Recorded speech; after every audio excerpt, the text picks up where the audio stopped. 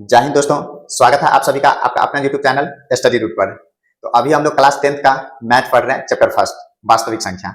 तो आज के इस लेक्चर में हम लोग पढ़ेंगे यूक्लिड विभाजन प्रेमिका, है ना। तो ये यूक्लिड विभाजन प्रेमिका क्या होता है इसको जानेंगे और इससे रिलेटेड कुछ क्वेश्चन को भी बनाएंगे। साथ ही साथ इस लेक्चर को यदि आप पूरे देखे हुए तो इसमें मैंने जो कंसेप्ट का जिक्र करेंगे, जो आपको हम समझाएंगे, साथ के साथ कुछ एग्जाम्पल भी हम करेंगे और आपके प्रैक्टिस के लिए भी कुछ क्वेश्चन का सेट हम तैयार करेंगे किए हैं, है ना। अब ये क्वेश्चन प्रैक्टिस सेट जो है तो आपको इसी लेक्चर के डिस्क्रिप्शन बॉक्स में आप जाओगे और वहां पे सर्च करोगे तो पीडीएफ का लिंक मिल जाएगा। उस लिंक पे आप क्लिक करके उस पीडीएफ को आप डाउनलोड कर सकते हो और यदि सीखने के उद्देश्य से वीडियो देख रहे हो तो आप प्रैक्टिस कर सकते हो, क्योंकि आपको बोर्ड एग्जाम देनी है तो प्रैक्टिस ही आपका काम आ सकता है।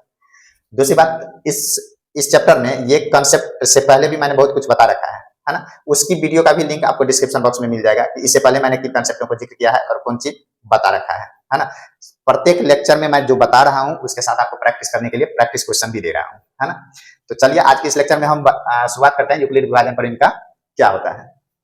तो यदि इस नाम को देखिए तो ये देखो, यूक्लिड जो है किसी व्यक्ति का नाम है। यूक्लिड किसी व्यक्ति का नाम है, या आप ऐसे कह सकते हैं कि ये यूक्लिड जो है एक मैथमेटिशियन था जिन्होंने ये विभाजन के लिए अपना एक मतलब रूल्स बताए थे, विभाजन के लिए एक रूल्स बताए थे। हालांकि ये रूल जो है सो एक स्टेटमेंट की तरह हो गया, जिसके अनुरूप अब हम दूसरा सवाल को बनाते हैं, है ना। विभाजन मतलब आप लोग जानते हैं भाग, डिविजिबिलिटी। हाँ, विभाजन का मतलब ये वही वाला भाग होता है जो हम लोग बचपन से बनाते आ रहे हैं, है ना। भाग तो जानते होगे ना, ये क्या होता है, इस प्रकार से हम लोग भाग देते हैं, इसको हम बोलते हैं भाजक, ये होता है भाज, ये होता है भागफल और इधर वाले को बोलते हैं शेषफल। तो यही विभाजन की बात कर रहा है ये, है ना। और प्रेमिका, प्रेमिका ये एक कथन होता है, स्टेटमेंट होता है, और इस स्टेटमेंट को हम लोग आधार मान करके किसी दूसरे सवाल को बनाते हैं। तो ये प्रेमी को जानने से पहले इनको लभर को समझना होगा, है ना। अच्छा चलिए, यूक्लिड विभाजन प्रेमिका को समझने से पहले, ये प्रेमिका को जानने से पहले इनका लभर क्या है। तो साधारणतः हम लोग क्या करते हैं कि यूक्लिड विभाजन प्रेमिका प्राय एक एल्गोरिथम के रूप में काम करता है ना। तो अब यहाँ पे बात यह आ गई कि प्रेमिका क्या होगा और एल्गोरिथम क्या होगा। तो पहले हम ये दोनों को जान लेते हैं कि प्रेमिका क्या होता है और एल्गोरिथम क्या होता है। याद रखिएगा, यूक्लिड विभाजन प्रेमिका को ही प्रायः एल्गोरिथम कहा जाता है ना। अच्छा, एल्गोरिथम क्या है। एल्गोरिथम किसी भी सवाल को हम बनाते हैं तो ऐसा नहीं है कि सवाल को पढ़ते हैं डायरेक्ट आंसर लिख देते हैं। सवाल को पढ़ते हैं तो उसको एक सीक्वेंस में बनाते हैं, स्टेप बाय स्टेप।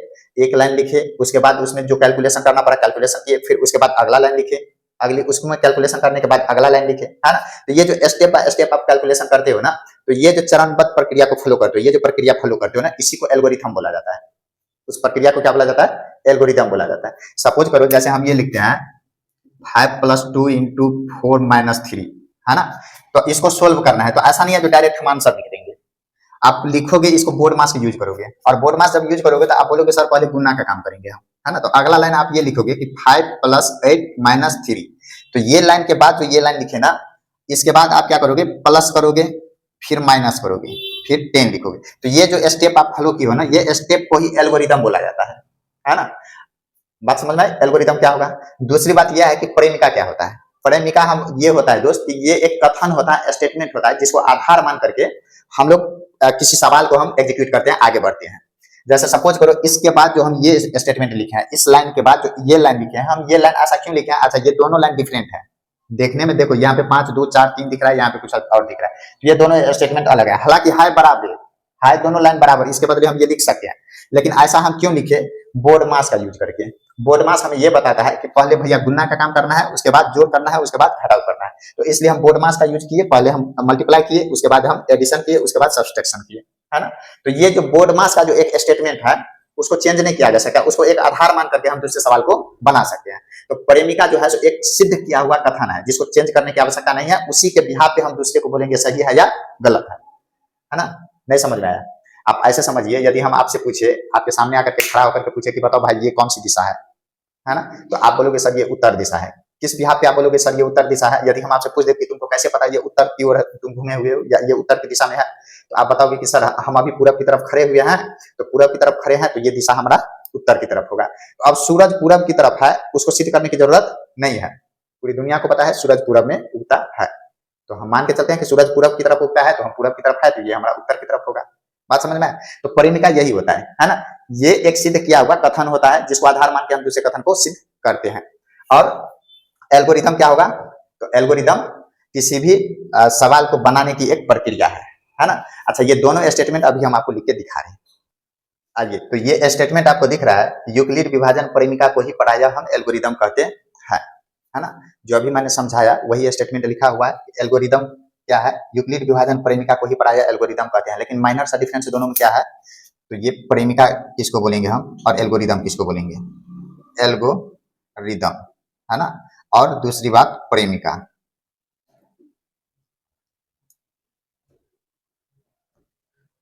और प्रेमिका, है ना। अच्छा, प्रेमिका को ही दोस्त हम लेमा बोलते हैं, लेमा बोलते हैं, है ना। और ये दोनों स्टेटमेंट आपको दिख रहा है, ये दोनों स्टेटमेंट आपको दिख रहा है ना। एल्गोरिदम क्या है, किसी भी सवाल को बनाने की एक प्रक्रिया है। प्रेमिका क्या है, एक सिद्ध किया हुआ कथन है जिसको आधार मान के हम किसी दूसरे सवाल को सोल्व करेंगे, है ना। चलिए, अब हम ये जानते हैं कि यूक्लिड विभाजन परिमिका ये क्या बताता है। ये यूक्लिड जो है इस विभाजन के लिए कौन सा अपना स्टेटमेंट दिया था और कौन सा परिमिका है। तो बेसिकली इन्होंने ये बताया था, यूक्लिड विभाजन परिमिका, है ना। यूक्लिड साहब ने ये बताया था कि भाग से रिलेटेड अपना एक स्टेटमेंट दिया हुआ था, है ना। वो ये बताए थे कि यदि दो पूर्णांक मान लो ए और बी, यदि दो पूर्णांक है तो इसके लिए दो और पूर्णांक एग्जिस्ट होगा दुनिया में, है ना। इसके लिए दो और, यदि दो संख्या दिया हुआ है तो इसके लिए दो और संख्या एग्जिस्ट करेगा दुनिया में, क्यू और आर। और इसका रिलेशन इस प्रकार से होगा कि ए बराबर बी क्यू प्लस आर। अब आप पूछोगे कि सर आर क्या है, तो आर मेरे भाई ये बी से छोटा होगा और जीरो से बड़ा होगा। कुछ नहीं, ये सीधा सीधा ये बता रहा है कि अभी जो मैंने आपको बताया कि यदि आप बी का भाग दोगे ए में तो क्यू आपका भागफल होगा और आर आपका शेष होगा। और इसी चीज को हम लोग बचपन से पढ़ते आ रहे हैं। भाज्य, ये क्या है हमारा भाज्य, ये है हमारा भाजक, ये है हमारा भागफल और ये है हमारा शेषफल, है ना। तो इसी स्टेटमेंट को हम लोग बचपन से पढ़ते आ रहे हैं कि भाज्य बराबर भाजक गुने भागफल जोड़ शेष, है ना। तो ये जो स्टेटमेंट आप देख रहे हो ना, यही स्टेटमेंट यूक्लिड विभाजन परिमिका का स्टेटमेंट है, कथन है। समझ में आई बात। यूक्लिड विभाजन परिमिका ये बताता है कि यदि दो संख्या दिया हुआ है तो इन दोनों संख्या के लिए दो और संख्या एग्जिस्ट करेगा, दो और, निश्चित रूप से दो और संख्या होगा। इसको हम इस प्रकार से लिख सकते हैं, इस प्रकार से लिख सकते हैं। और नाम से ही क्लियर है कि इन्होंने विभाजन के लिए अपना स्टेटमेंट दिया है, भाग के लिए दिया है। और भाग की प्रक्रिया आपको पता है कि ये जिसमें भाग देते हैं उसको भाज्य बोलते हैं, जिससे भाग दिया जाता है उसको भाजक बोलते हैं, और ये भागफल ये शेष। और ये भी आपको बचपन से बताया गया होगा कि भाज्य बराबर भाजक गुने भागफल जोड़ शेष। यदि इसे मैं लिखूं तो ऐसे हम लिखते हैं, भाज्य बराबर भाजक गुना भागफल और जोड़ शेष, है ना। यही स्टेटमेंट इन्होंने लिखा था और यही स्टेटमेंट यूक्लिड विभाजन परिमिका का स्टेटमेंट है, जो स्टेटमेंट आपको बोर्ड पे दिख रहा है। यूक्लिड विभाजन परिमिका क्या होता है, ये स्टेटमेंट आपको बोर्ड पे दिख रहा है ना। तो उम्मीद करते हैं कि ये सारी चीजें आपको अभी समझ में आया होगा कि यूक्लिड विभाजन परिमिका का स्टेटमेंट क्या होता है। अच्छा, इसमें विभाजन क्या है, तो विभाजन ये भाग को हम बोलते हैं, परिमिका क्या है और उसकी एल्गोरिदम क्या है ना। ये दोनों भी स्टेटमेंट आपको समझ में आया होगा। तो अब इस टॉपिक से रिलेटेड कुछ क्वेश्चन को हम प्रैक्टिस करते हैं और इस कंसेप्ट का उपयोग करके उस क्वेश्चन को सोल्व करते हैं और उसको हम एक क्वेश्चन के थ्रू समझने की कोशिश करते हैं। अच्छा, तो मेरे भाई एक बात याद रखना, आप ये यूक्लिड विभाजन परिमिका से आधारित क्वेश्चन बनाने से पहले एक चीज याद रखिएगा, एक स्टेटमेंट को याद रखिएगा। यूक्लिड विभाजन परिमिका क्या है, यदि दो धनात्मक संख्या दे रखा है, दो को पूर्णांक दे रखा है, तो उन दोनों संख्याओं का हम मौसा ज्ञात करते हैं। हम लोग बचपन से निकालते आए हैं। जैसे एग्जाम्पल यदि हम ये लिखे कि 36 और 48 का मौसा ज्ञात कीजिए, है ना। 48 का मौसा ज्ञात करें। तो हम लोग जो बचपन से पढ़ते आए हैं वो यही पढ़े हैं कि जो छोटा संख्या है उससे बड़ी संख्या में भाग दे दीजिए, और ये भाग की प्रक्रिया तब तक करते रहिए जब तक कि शेष जीरो ना जाए। और यदि शेष जीरो आ गया तो अंतिम भाजक जो होगा वो मौसा होगा, है ना। इसी स्टेटमेंट को यूक्लिड विभाजन ने भी समझाने की कोशिश किया था। और ये स्टेटमेंट, ये जो हम लोग बनाते हैं, ये जो प्रक्रिया फॉलो करते हैं, ये इन्हीं का स्टेटमेंट है, यूक्लिड विभाजन परिमिका ही है ना। कैसे करते हैं, छोटा संख्या 36 हुआ, इससे हम 48 में भाग दे देते हैं, तो 1 से भाग लगेगा 36, 12, फिर 12 से हम क्या करेंगे 36 में भाग दे देंगे, 12 या 36, शेष कितना, जीरो। और शेष यदि जीरो आ गया, शेष जीरो आ गया तो अंतिम भाजक क्या होगा, अंतिम भाजक हमारा 12 है और यही 12 हमारा मौसा होगा। मौसा कितना होगा, यही 12 मौसा होगा। और इसी सवाल को हम लोग ये परिमिका का उपयोग करके लिखने का तरीका चेंज हो जाएगा। बनाएंगे तो यही चीज, बनाना तो ऐसे ही है ना, लेकिन इसका स्टेटमेंट चेंज होगा, प्रोसेस चेंज हो जाएगा, है ना। तो अभी फिलहाल आप लोग ये याद रखिए कि यूक्लिड विभाजन परिमिका दो धनात्मक पूर्णांकों का मौसा ज्ञात करने की एक तकनीक है या विधि है ना। यदि चार ऑप्शन दे दे कि जोड़ करने की तकनीक है, घटाव करने की, गुना करने की, भाग करने की, मौसा करने की, तो आप जोड़ घटाव गुना भाग में चिन्ह मत लगाना, लौसा में चिन्ह मत लगाना। किसके लिए चिन्ह लगाओगे? मौसा के लिए। यूक्लिड विभाजन परिमिका से हम लोग मौसा ज्ञात करते हैं, सही है। चलिए इसी क्वेश्चन को हम लोग इस विधि से बनाते हैं, प्रॉपर तरीके से बनाते हैं। तो ये एक क्वेश्चन है दोस्त, यूक्लिड विभाजन एल्गोरिदम की मदद से 36 और 48 का मौसा ज्ञात कीजिए। तो वैसे यही क्वेश्चन को अभी हमने मौसा बनाया था, है ना। अब ये देखिए प्रॉपर तरीके से कैसे बनाएंगे। तो हम क्या लिखेंगे कि यूक्लिड विभाजन प्रमेय के अनुसार, है ना, यूक्लिड विभाजन प्रमेय के अनुसार, अभी मैंने आपको बताया यूक्लिड विभाजन प्रमेय क्या होता है, उसका स्टेटमेंट भी आपको बताया, है ना। तो उसने क्या बताया था कि दो पूर्णांक ए तथा बी के लिए क्या बताया था कि ए बराबर बी क्यू प्लस आर, है ना। यही स्टेटमेंट दिया था, जहां पे आर क्या होना चाहिए, बी से छोटा होना चाहिए और जीरो से बड़ा होना चाहिए, ये स्टेटमेंट दिया था। तो यदि हम यहाँ पे, यदि ए का मान हम ले ले 48, बड़ा पूर्णांक, है ना, और बी का वैल्यू हम ले लेते हैं 36, तो इसको हम कैसे लिखेंगे? इसको हम लिखेंगे ए बराबर बी क्यू प्लस आर, या इसको हम ऐसे लिखेंगे 48 बराबर 36 गुना 1 प्लस 12। वैसे आपकी जानकारी के लिए बता देंगे, वही लिखा है भाज्य बराबर भाजक गुने भागफल जोड़ शेष, है ना। और ये स्टेटमेंट लिखने के लिए आप क्या करना, साइड में जो है ना, साइड में कहीं पे भाग कर लेना, मौसा निकाल देना। 36 से 48 में भाग दोगे, 1 से लगेगा 36, 12 शेष बचेगा, 36 में भाग दोगे, फिर 3 से कट जाएगा 36, शेष बचेगा 0। इस तरह से आप स्टेटमेंट लिख लेना। तो पहला स्टेटमेंट हम लिख लिए, भाज्य बराबर भाजक गुने भागफल जोड़ शेष 12, है ना, ये लिख लिए। अब यहाँ पे हम फिर से क्या देख रहे हैं, पुनः फिर से यहाँ पे हम देख रहे हैं कि हम क्या देखना है कि शेष हमारा 0 आना चाहिए। तो शेष तो यहाँ पे आर तो 0 नहीं है ना। यहाँ पे हम क्या देख रहे हैं, यहाँ पे हम देख रहे हैं कि आर हमारा 0 के बराबर नहीं है। तो हम फिर से हम कैलकुलेशन करेंगे पुनः, है ना, फिर से हम कैलकुलेशन करेंगे। ए का वैल्यू क्या ले लेंगे, ए का मान हम ले लेंगे जो भाजक है ना, जो भाग दिए हैं इसमें 36 में, है ना। ए का वैल्यू हम ले लेंगे 36 और बी का वैल्यू ले लेंगे 12। ये वाला स्टेटमेंट हम पहले लिख लिए हैं, ये, है ना। अब ये वाला स्टेटमेंट को लिख लेना और ये आप साइड में बना लेना ये। तो अब क्या लिखेंगे हम, यूक्लिड विभाजन के अनुसार, यूक्लिड विभाजन प्रमेय के अनुसार फिर से हम क्या लिखेंगे, 36 बराबर 12 गुना 3 प्लस 0। अब यहाँ पे हम क्या देख रहे हैं, अब यहाँ पे हम देख रहे हैं कि आर हमारा 0 है, आर हमारा क्या है, 0 है। अतः अंतिम भाजक कितना है, बी मतलब 12 है, इसीलिए मौसा कितना होगा, मौसा होगा 12। तो ये यूक्लिड विभाजन प्रमेय के अनुसार इस प्रकार से हम स्टेटमेंट लिख करके और अपना आंसर लिख सकते हैं। और ये हम वही काम किए हैं जो आप यहाँ पे शॉर्ट तरीके से करते हो, है ना। लेकिन यहाँ पे क्वेश्चन था कि यूक्लिड विभाजन एल्गोरिथम की मदद से, तो एल्गोरिथम आपको समझा है, एल्गोरिथम क्या होता है कि एक प्रक्रिया होती है, प्रोसेस होता है लिखने का, जो स्टेप बाय स्टेप, जो चरण एक के बाद एक लाइन स्टेप बाय स्टेप लिखे हैं, है ना। तो ये हम एल्गोरिथम प्रयोग किया है, यूक्लिड विभाजन का ही प्रयोग किया है, और ये हमारा फाइनल आंसर मौसम आया है। तो इस प्रकार से आप कोई भी क्वेश्चन पूछिए तो इस प्रकार से आप स्टेटमेंट लिख करके उसको आंसर आप कर सकते हो, है ना। अब यहाँ पे यदि इस तरह से क्वेश्चन पूछा और ऐसे करके बना लोगे तो सही है, मौसा तो आप निकाल दिए, लेकिन शायद टीचर आपको नंबर ना दे। चलिए एक और क्वेश्चन को हम देखते हैं। ये क्वेश्चन आपको दिख रहा है, यूक्लिड विभाजन एल्गोरिथम की मदद से 870 और 225 का मौसा ज्ञात करना है। तो कैसे करेंगे, तो अभी आपको बताया कि मौसा निकालने के लिए आप साइड में एक भाग कर लो, है ना, साइड में क्या करो, एक भाग बना लो। तो चलिए एक भाग बनाते हैं, और उसके बाद हम क्या करेंगे, इस स्टेटमेंट को हम यहाँ पे नोट कर देंगे, लिख लेंगे। वही प्रोसेस को हम यहाँ पे जो यूक्लिड विभाजन का तरीका है उसके अनुसार लिख देंगे, क्वेश्चन सोल्व है। अपने तरीके से देसी अंदाज में अपना एक भाग बना लेते हैं साइड में, है ना।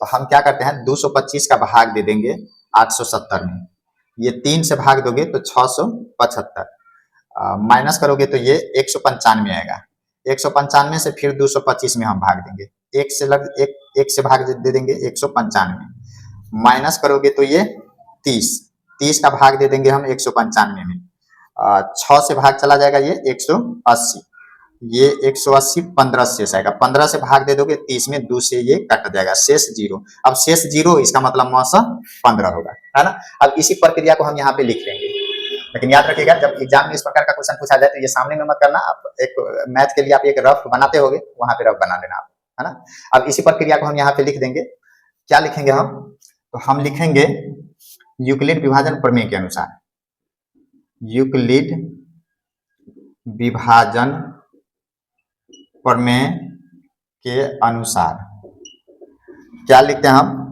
a बराबर बी क्यू प्लस आर, है ना। दो संख्या a और b के लिए बी क्यू प्लस आर हम लिखते हैं। अब यहाँ पे हम क्या करते हैं, यदि a का मान हम 870 ले लेंगे, कौन सा, बड़ा पूर्णांक, और b का मान हम ले लेंगे 225, तो स्टेटमेंट हम क्या लिखेंगे, 870 बराबर 225 गुना 3, अब प्लस में शेष 195, सही है। अब यहाँ पे हम देखते हैं कि हमारा शेष 0 नहीं है, शेष 0 नहीं है, तो फिर से यही स्टेटमेंट लिखते हैं, फिर से पुनः a का वैल्यू हम ले लेंगे कितना, 225, a का वैल्यू 225 और b का वैल्यू ले लेंगे 195, और यही स्टेटमेंट को हम फिर से लिखेंगे 225 बराबर 195 गुना 1, शेष कितना बचेगा, 30। यहां भी हम देख रहे हैं कि r हमारा 0 नहीं है, तो फिर से हम लिखेंगे, फिर से a बराबर क्या लिखेंगे, बी क्यू प्लस आर, मतलब a का वैल्यू हम ले लेंगे, a का वैल्यू हम ले लेंगे 195, a का वैल्यू ले लेंगे 195 और b का वैल्यू ले लेंगे कितना, 30, तो स्टेटमेंट हमारा हो जाएगा 195 बराबर 30 गुना 6 प्लस 15, यहाँ भी r हमारा 0 नहीं है, तो हम फिर से करेंगे, फिर a का वैल्यू हम ले लेते हैं 30 और b का वैल्यू ले लेते हैं 15, तो क्या लिखते हैं हम, a बराबर बी क्यू प्लस आर, मतलब 30 बराबर 15 गुना 2 प्लस 0। अब यहाँ पे देख रहे हैं r का वैल्यू कितना, 0, इसलिए अतः मौसा कितना होगा, अंतिम भाजक b कितना है, 15। तो इस प्रकार से हम एक भाग जो साइड में बना लेते हैं ना, तो ये स्टेटमेंट लिखने में हमें बड़ी आसानी होती है ना। तो इस प्रकार से ये स्टेटमेंट लिखते जाएंगे और लास्ट में हम मौसा निकाल देंगे। यही स्टेटमेंट इसी प्रक्रिया से फॉलो करके जो सवाल क्वेश्चन करोगे, यही बोल रहा है कि यूक्लिड विभाजन एल्गोरिथम की मदद से, यही यूक्लिड विभाजन एल्गोरिथम है।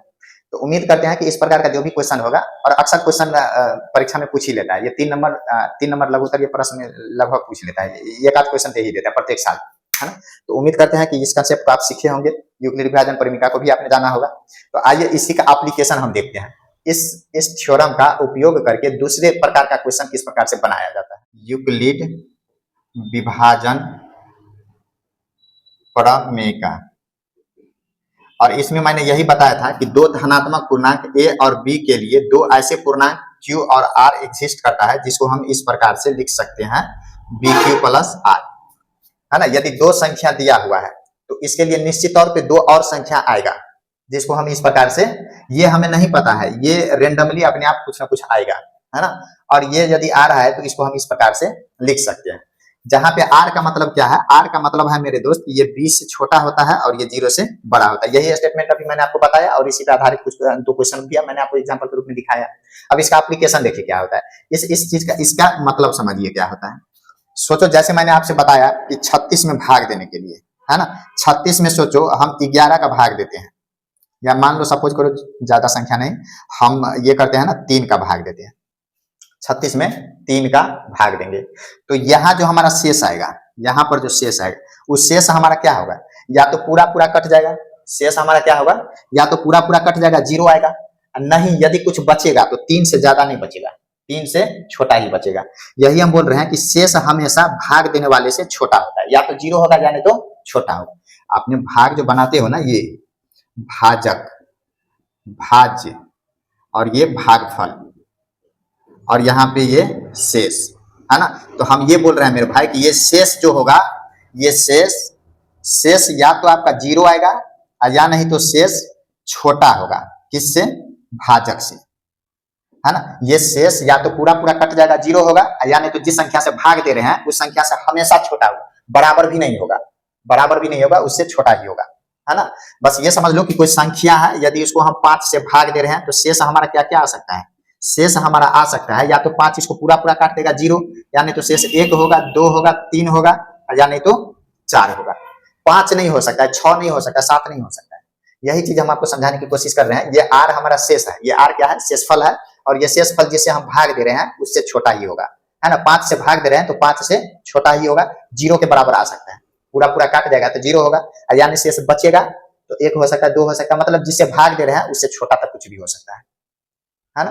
तो ये स्टेटमेंट को यदि आप समझ गए हैं तो इससे रिलेटेड आइए एक क्वेश्चन को प्रैक्टिस करते हैं। क्वेश्चन आपको दिख रहा है, बोल रहा दिखाइए कि एक धनात्मक विषम पूर्णांक 6q + 1 या 6q + 3 या 6q + 5 के रूप का होगा, है ना। जहां पे q क्या है, एक पूर्णांक है, मतलब q कोई पूर्णांक है। सोचो q 5 हो, 10 हो, 17, 15, 20, 50 कुछ भी हो, है ना।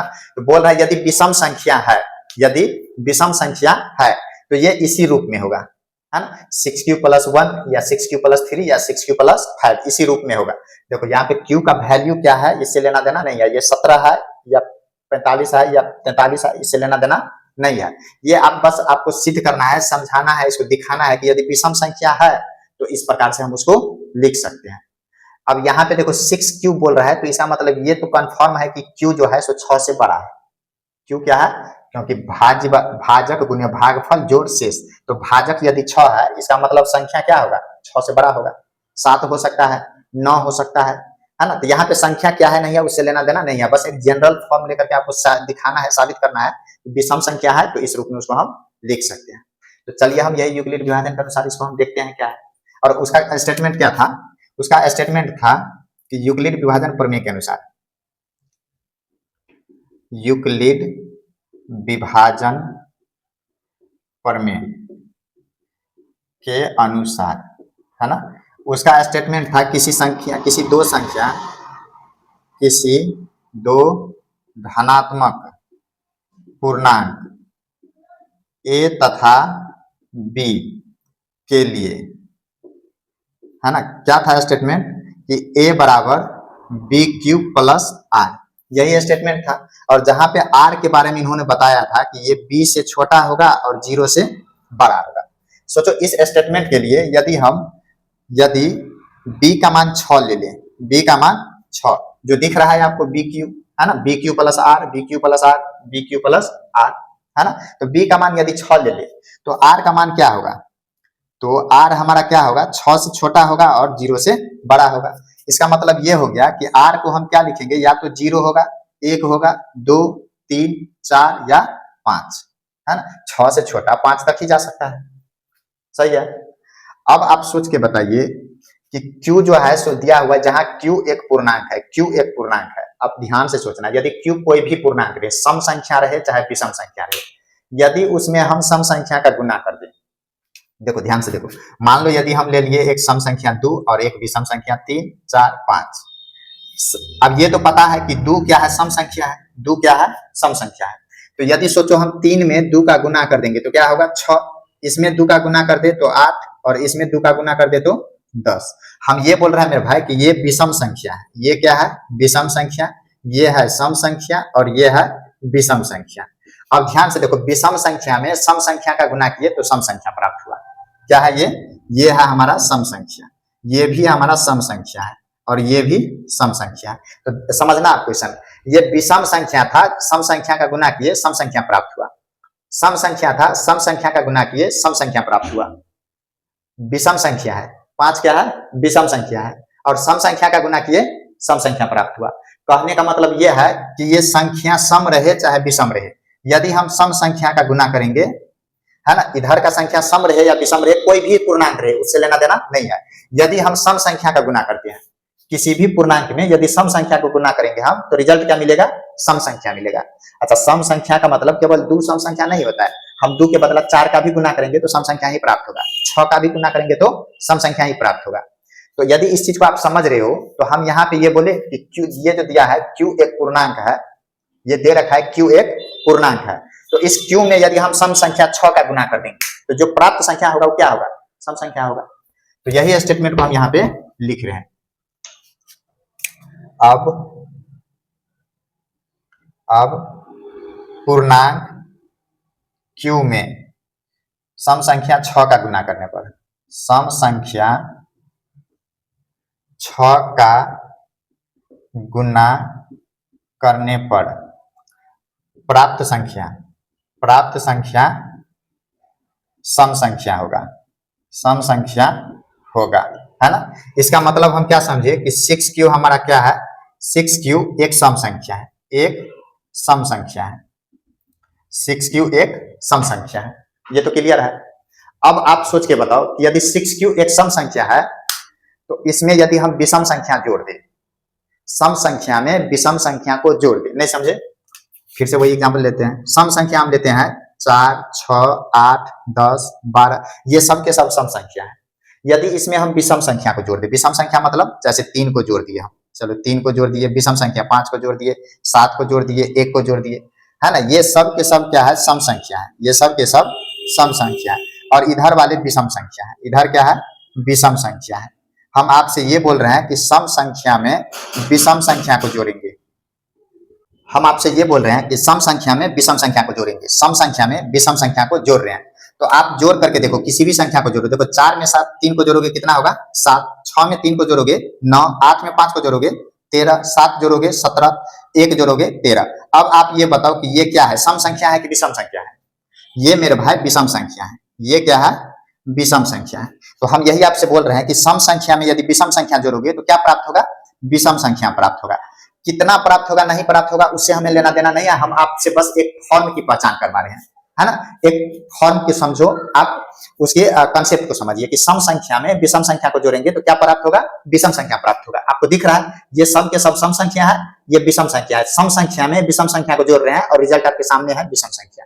सम संख्या विषम संख्या आपको पहले से पता होना चाहिए कि जिस संख्या में 2 का भाग लगेगा उसको सम संख्या बोलेंगे, और जिस संख्या में 2 का भाग नहीं लगेगा, जिसमें 2 का भाग नहीं लगेगा, इसमें 2 से नहीं कटने वाला है ये, तो इसको विषम बोलेंगे। और जो 2 से कट जाएगा, जिसमें 2 का भाग हो जाएगा, उसको हम सम संख्या बोलेंगे, है ना। तो हम यही यहाँ पे लिखे हैं कि जो हमारा q पूर्णांक दे रखा था, है ना, ये बोल रहा है ना, जहां q एक पूर्णांक है तो ये q जो पूर्णांक दे रखा है तो उसमें सम संख्या का गुना किए तो ये प्राप्त संख्या क्या हो गया, सम संख्या हो गया। 6q क्या हो गया, सम संख्या बन गया। अब हम ये लिख रहे हैं कि इसमें यदि विषम संख्या को जोड़ेंगे तो क्या प्राप्त होगा, विषम संख्या प्राप्त होगा।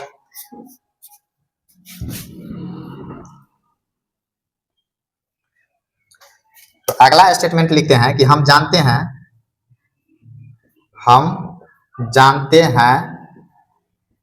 सम संख्या में विषम संख्या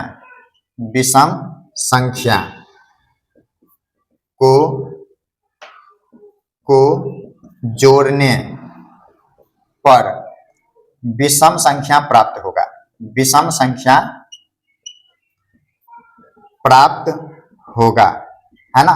या विषम संख्या क्या होगा मेरे लिए, विषम संख्या, मेरे लिए विषम संख्या मेरे भाई r का जो इतना वैल्यू तुम ले रखे हो 0, 1, 2, 3, 4, 5, तो इसमें से विषम संख्या क्या क्या है, 1 है, 3 है और 5 है। तो अतः हम a को क्या लिख सकते हैं, अतः विषम संख्या के लिए, विषम संख्या के लिए a को हम क्या लिखेंगे, या तो हम 6q प्लस 1 लिखेंगे, या नहीं तो a को हम ये लिखेंगे 6q प्लस 3, या नहीं तो a को हम लिखेंगे 6q प्लस 5। तो अब नीचे में हम लिखेंगे कि इस प्रकार हम देख सकते हैं, इस प्रकार हम देख रहे हैं कि विषम संख्या का ये 3 रूप होगा, है ना। क्या लिखेंगे, अतः हम देख रहे हैं कि किसी भी पूर्णांक q के लिए विषम संख्या का यही 3 रूप हो सकता है, और यही हमें दिखाना था। यही बोल रहा था कि दिखाइए कि एक धनात्मक विषम पूर्णांक या तो 6q प्लस 1 होगा, या 6q प्लस 3 होगा, या 6q प्लस 5 होगा, है ना, जहां पे q एक पूर्णांक है। तो ये हमें दिखाना था। तो हम क्या बोले कि भाई हमें पता है यूक्लिड विभाजन प्रमेय, ये हमें बताता है कि किसी 2 धनात्मक पूर्णांक a b के लिए हम इस प्रकार से लिख सकते हैं। ये r हमारा क्या है कि 0 से लेकर के b तक कुछ भी हो सकता है ना। अच्छा, इस स्टेटमेंट के लिए यदि हम b का मान 6 ले ले, वो प्रश्न से हमें मिल गया, क्योंकि वो बोल रहा था 6 का भाग देने के लिए, है ना, ये प्रश्न में देखने से मिल जाएगा। ऐसे प्रैक्टिस क्वेश्चन का भी सेट हम आपको दे रखा है डिस्क्रिप्शन बॉक्स में। और दोस्त, यदि ये लेक्चर आप देख रहे हो, यहाँ से कंसेप्ट सीख रहे हो, वास्तव में गणित में आपके अंदर कुछ इंप्रूवमेंट हो रहा है, गणित विषय में आपका इंटरेस्ट जाग रहा है, तो चैनल को लाइक कीजिए, सब्सक्राइब कीजिए और मेरे साथ जुड़िए, है ना। साथ ही साथ अपना एक फीडबैक जरूर देना। यदि इस लेक्चर से आपकी जिंदगी में गणित में कुछ सुधार हो रही है, गणित को आप समझ रहे हो, तो अपना एक फीडबैक जरूर लिखना, कमेंट जरूर लिखना और चैनल लिंक को दोस्तों तक जरूर पहुंचाना, है ना। अच्छा, इसके प्रैक्टिस के लिए बार बार बोल रहे हैं, प्रैक्टिस क्वेश्चन डिस्क्रिप्शन बॉक्स में है, जाइए चेक कीजिए, वहां से क्वेश्चन सेट को डाउनलोड कीजिए, प्रैक्टिस कीजिए। तो यहाँ पे हम ये बोले कि ये जो स्टेटमेंट था, इस स्टेटमेंट के लिए हम बी का वैल्यू 6 ले लिए। यदि बी का वैल्यू हम 6 ले लिए तो हमारा आर क्या हो सकता है, 0 से 6 के बीच में यही हो सकता है ना। अच्छा, ये चीज तो आपको पता है कि किसी भी पूर्णांक क्यू में यदि सम संख्या का गुना करोगे तो क्या होगा, सम संख्या से गुना करने के बाद जो हमें संख्या प्राप्त होगा वो सम संख्या प्राप्त होगा। तो 6 में हम मतलब जो क्यू था उसमें यदि हम 6 का गुना कर दिए, 6 एक सम संख्या है, तो 6 का गुना किए तो क्या हमें मिला, एक सम संख्या मिलेगा। दूसरी बात हमें यह भी पता है कि सम संख्या में यदि हम कोई विषम संख्या को जोड़ देंगे, सम संख्या में कोई विषम संख्या को जोड़ देंगे तो अगला जो नंबर मिलेगा हमें क्या मिलेगा, विषम संख्या मिलेगा। तो वही हम लिखे कि इस आर में से हम यदि हमें विषम संख्या प्राप्त करना है तो आर हमको विषम प्राप्त करना होगा, विषम के लिए निकाल दिया हम, है ना। 1 3 5, 0 लेंगे, 2 लेंगे, 4 लेंगे, तो ये तो सम संख्या है, तो सम संख्या में सम संख्या जोड़ेंगे तो सम संख्या हो जाएगा। तो हमें तो बोल रहा था विषम संख्या के लिए, तो विषम संख्या आर में से ये सब है। तो जो हमें 6 क्यू प्राप्त हुआ था विषम संख्या के लिए, उसमें आर को यही जोड़ना है ना। तो इस प्रकार से हम उसको दिखा दिए कि यदि विषम संख्या है तो किसी पूर्णांक क्यू का विषम संख्या का रूप यही 3 हो सकता है, इसके अलावा और कोई रूप नहीं। ये क्वेश्चन आपको बोर्ड पे दिख रहा है, जो अभी मैंने बताने की कोशिश किया था क्वेश्चन में, वही क्वेश्चन देखिए, ऑब्जेक्टिव क्वेश्चन में, ये बोर्ड एग्जाम का क्वेश्चन है, आपके 10th क्लास में बोर्ड एग्जाम का पूछा हुआ क्वेश्चन है। पूछ रहा है कि किसी पूर्णांक क्यू के लिए विषम पूर्णांक का रूप क्या होगा। तो अभी मैंने आपको समझाया कि मेरा भाई कोई पूर्णांक यदि क्यू है उसमें यदि 6 का गुना करोगे तो कितना होगा, 6 क्यू, और 6 सम संख्या है तो सम संख्या का गुना करेंगे तो ये भी हमें क्या होगा, सम संख्या होगा, है ना। अब सम संख्या में विषम संख्या को जोड़ोगे तभी ये विषम बनेगा, यदि सम जोड़ दिए तो सम ही प्राप्त होगा। तो यहाँ पे देखिए ये तो सम संख्या है, सम संख्या में 2 जोड़ दिए तो ये भी सम संख्या बन गया, सम संख्या में 4 जोड़ दिए तो ये भी सम संख्या बन गया, क्योंकि 2 भी सम संख्या है, 4 भी सम संख्या है, तो ये भी सम संख्या, ये भी सम संख्या, ये भी सम संख्या। हमसे पूछ रहा है कि विषम पूर्णांक का रूप क्या होगा, तो क्या होगा, ये आंसर होगा, सी नंबर आंसर हो जाएगा, है ना। तो इतनी आसान क्वेश्चन पूछा जाता है, बस आपको एक बार कंसेप्ट को समझना है, सीखना है ना। जो मैंने बताया सम संख्या में सम संख्या को जोड़ेंगे तो सम संख्या होगा, ये आप अपने से भी प्रैक्टिकली सोच के कुछ कुछ छोटा छोटा एग्जांपल लेके आप देख सकते हो, चेक कर सकते हो, है ना। तो आइए एक और ऐसे ही क्वेश्चन, लॉन्ग क्वेश्चन को हम देखते हैं, प्रैक्टिस करते हैं यहाँ पे इस सेशन के लिए। लेकिन याद रखिएगा अभी जो कुछ भी मैं आपको सिखा रहा हूँ इसके लिए प्रैक्टिस क्वेश्चन का एक सेट बना के आपको डिस्क्रिप्शन बॉक्स में दे रखा है, लिंक पे क्लिक कीजिएगा, वहां से पीडीएफ आपको मिल जाएगा। क्वेश्चन आपको बोर्ड पे दिख रहा है ना।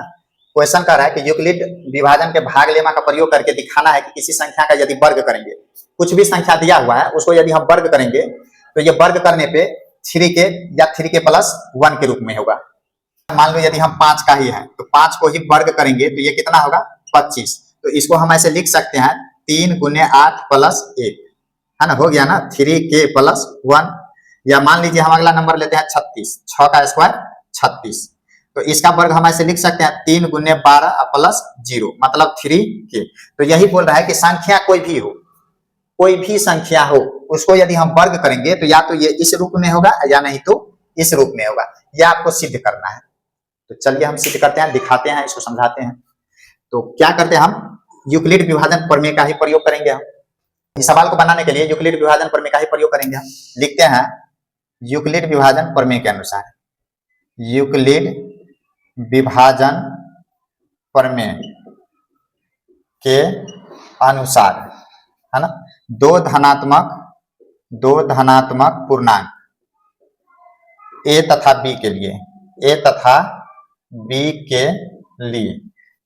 के लिए हम क्या लिख सकते हैं, a बराबर बी क्यू प्लस आर, जहां पे r क्या होगा, b से छोटा होगा और 0 से बड़ा होगा। सोचो यदि यहां पर हम b का वैल्यू, यदि b का वैल्यू हम 3 ले ले, 3 क्यों लेंगे, क्योंकि प्रश्न में हमको दिख रहा है 3 के या 3 के प्लस 1 बोल रहा है, तो इसलिए हम k ले लेते हैं, है ना, और 3 ले लेते हैं। तो r का वैल्यू क्या होगा, r हमारा होगा 3 से कम या 0 से ज्यादा, मतलब r होगा 0 होगा, 1 होगा या 2 होगा, है ना। तो सोचो यही संख्या को हम क्या लिख सकते हैं, अतः a बराबर हम क्या लिख सकते हैं, a बराबर लिख सकते हैं 3q प्लस 0, या नहीं तो 3q प्लस 1, या नहीं तो a बराबर 3q प्लस 2। यही 3 संख्या हम लिख सकते हैं, है ना। यदि r का मान 0 ले ले, 1 ले ले, 2 ले ले, तो यही 3 संख्या हम लिख सकते हैं। अब हमें दिखाना है कि इस संख्या को यदि हम वर्ग करेंगे तो 3 के या 3 के प्लस 1 के ही रूप में होगा, है ना। तो चलिए एक एक करके हम वर्ग करके देखते हैं। है ना। लिखते हैं हम वर्ग करने पर, वर्ग करने पर। तो पहला संख्या लिखते हैं ए स्क्वायर बराबर, ये क्या है 3q का स्क्वायर। तो ये कितना हो जाएगा, ए स्क्वायर बराबर 9q स्क्वायर, या इसको हम ऐसे लिख सकते हैं 3 इंटू 3q स्क्वायर लिख सकते हैं, कोई दिक्कत नहीं है। अब हम यहाँ पे लिखते हैं कि ये देखो q एक पूर्णांक है, q क्या है, एक पूर्णांक है, तो q स्क्वायर भी एक पूर्णांक होगा, और 3 का गुना कर देंगे फिर भी ये पूर्णांक ही रहेगा। यदि पूर्णांक है तो उसका स्क्वायर करेंगे पूर्णांक ही होगा, 3 का गुना करेंगे फिर भी पूर्णांक ही होगा, है ना। अच्छा, इस पूर्णांक को हम मान लेते हैं k, इस पूर्णांक को हम क्या मान लेते हैं k भी एक पूर्णांक है, प्रश्न में दे दिया है आपको, यहाँ पे वैल्यू का जिक्र नहीं है, बस आपको फॉर्मेट को समझाना है। तो ये पूर्णांक है, प्रश्न में दे दिया है कि k भी एक पूर्णांक है, तो मान लेते हैं ये कि एक पूर्णांक है। तो इस प्रकार से हम ये लिख सकते हैं कि ए स्क्वायर हमारा कितना है 3 इंटू 3q स्क्वायर, या हम ऐसे लिख सकते हैं ए स्क्वायर बराबर 3 इंटू k, लिख सकते हैं ना। चलिए फिर से हम दिखाते हैं, फिर से a का वैल्यू कितना है 3q प्लस 1, वर्ग कर दो, वर्ग करने पर क्या लिखेंगे हम, ए स्क्वायर बराबर 3q प्लस 1 का स्क्वायर, या ये कितना हो जाएगा ए स्क्वायर, ऐसे हम लिखेंगे 3q का square a square plus 2ab plus b square, मतलब 9q square plus 6q plus 1, है ना। अब सोच के देखो, यहां से यदि हम 3 कॉमन ले लें तो ये क्या हो जाएगा 3q square plus 2q plus 1। अब ये बताओ ये सब के सब पूर्णांक है या नहीं है ना। 3q स्क्वायर प्लस 2q एक पूर्णांक है या नहीं है, पूर्णांक है, पूर्णांक है। तो इसको हम इस पूर्णांक के बदले हम एक k लिख देते हैं, k भी एक पूर्णांक है ना, k लिख लेते हैं, क्या k भी एक पूर्णांक है, वैल्यू का बात नहीं हो रहा है, ये पूर्णांक है ये भी पूर्णांक है। तो हम इतना के बदले क्या करते हैं 3k लिख लेते हैं प्लस में 1। तो हमारा ये संख्या जो था इसका वर्ग करने पर 3k प्लस 1 के रूप में आया, है ना। हम तो ये देख रहे हैं कि यदि a हमारा कोई संख्या है तो इसको हम 3 रूप में ही लिख सकते हैं, जिसमें 2 रूप आपको हम दिखाए कि वर्ग करेंगे तो या तो 3 के रूप में होगा या नहीं तो 3k प्लस 1 रूप में होगा। अच्छा, ये पूर्णांक कैसे है, सोचो q स्क्वायर पूर्णांक है तो 3q भी एक पूर्णांक है, और 3q पूर्णांक है उसमें दूसरा पूर्णांक को जोड़ेंगे तो वो भी एक पूर्णांक ही रहेगा, है ना। तो हम बस आपको फॉर्मेट लिख रहे हैं, तो ये एक पूर्णांक है और k भी एक पूर्णांक है, तो इतना के बदले हम k लिख दिए और ये उस रूप में आ गया, क्योंकि प्रश्न में हमको बोल रहा था कि k के रूप में लिखिए, तो k के रूप में हम लिख रहे हैं, है ना। और हम ये समझाने की कोशिश कर रहे हैं आपको कि ये सब के सब एक पूर्णांक है। इसी प्रकार से हम एक और संख्या बच गया 3q प्लस 2, तो उसको भी हम यहाँ पे ऐसे ही लिखेंगे a बराबर 3q प्लस 2, वर्ग करने पर वर्ग करेंगे तो ऐसे ही होगा, है ना। चलिए हम आपको यहाँ पे दिखाते हैं, a का मान कितना है 3q प्लस 2, वर्ग करेंगे तो क्या लिखेंगे हम a स्क्वायर बराबर 3q का square plus 2a into b plus b square, मतलब 9q square plus 6q plus 3 दूना 6 दूना 12q प्लस 4। यहां से हम क्या करते हैं मेरे भाई 3 कॉमन, इसको हम ऐसे लिखते हैं, शायद आपको नहीं दिख रहा होगा, इस संख्या को हम यहाँ पे लिख रहे हैं, है ना, यहाँ पे लिख रहे हैं। ये कितना है 9q square plus 12q plus 4, इसको हम ऐसे लिखते हैं 9q square plus 12q plus 3 plus 1। यहाँ से यहाँ तक में 3 कॉमन ले लेते हैं, तो 3q square plus 4q plus 1 plus 1। बताओ ये सब के सब पूर्णांक है या नहीं है, सब के सब पूर्णांक है, और पूर्णांक है तो इसको हम k के रूप में लिख लेते हैं। तो यही समझाने की कोशिश किया मैं भाई कि कोई भी संख्या है इसको हम इसी 3 रूप में लिख सकते हैं, और इसका यदि हम वर्ग करेंगे तो या तो 3k प्लस 1 होगा या नहीं तो 3k के रूप में होगा। k क्या है, पूर्णांक है, ये हम पूर्णांक है और k भी हमारा पूर्णांक है, वैल्यू की बात नहीं हो रहा है, बार बार बोल रहे हैं, है ना। तो इस प्रकार से दोस्त आप यूक्लिड विभाजन को समझ सकते हो, इसका प्रयोग करके ऐसे क्वेश्चनों का आंसर आप दे सकते हो। क्वेश्चन आपको दिख रहा है ना, ये जो क्वेश्चन आपको बोर्ड पे दिख रहा है इस क्वेश्चन का आप इस प्रकार से ऐसे आंसर लिख सकते हो। तो उम्मीद करते हैं कि इस लेक्चर को आपने एंजॉय किया होगा, यहाँ से कंसेप्ट को सीखा होगा, और यदि कंसेप्ट को सीखे हो, मेरी स्ट्रेटजी पढ़ाने की मेहनत, पढ़ाने के तरीके आपको पसंद आ रही है तो चैनल को लाइक कीजिए, सब्सक्राइब कीजिए, और एक प्यारा सा कमेंट जरूर लिखना। आते जाते प्रैक्टिस सेट जरूर बनाना, यदि आप चाहते हो कि अपनी स्किल्स को हम बढ़ावे, मैथ में हम कंसेप्ट पक्का करें, तो प्रैक्टिस जरूर करना। और प्रैक्टिस के लिए आपके पास पहले से बुक भी मौजूद होगा, पहले से क्वेश्चन सेट भी मौजूद होगा, क्वेश्चन पेपर भी मौजूद होगा, और नहीं पता है तो आपको जो लेक्चर पढ़ा रहे हैं प्रत्येक लेक्चर के साथ में आपको हम प्रैक्टिस क्वेश्चन का भी एक सेट दे रहे हैं, जो डिस्क्रिप्शन बॉक्स में लिंक है, क्लिक करके आप डाउनलोड कर सकते हो। तो चलिए आज के लेक्चर में इतना ही, अगले लेक्चर में अगले कंसेप्ट के साथ मिलेंगे नए तरीके से।